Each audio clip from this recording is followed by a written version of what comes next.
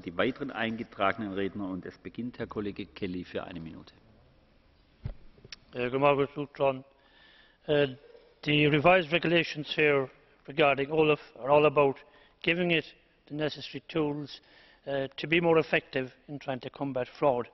And unfortunately or ironically, it is caught up in its own way of dealing with it, especially in relation to the conduct of investigations against Mr Dalli, who is naturally not too happy and wishes to have further say in these matters, and also how the DG, Mr Kessler, conducted investigations, whether he was amateurish or professional in those investigations.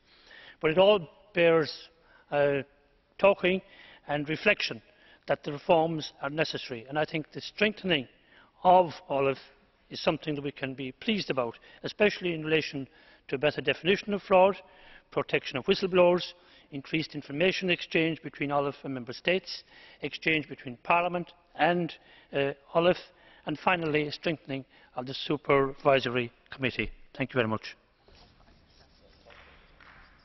Vielen Dank, Herr Kollege Kelly. Es folgt Herr Kollege Balčytis für 2 Minuten.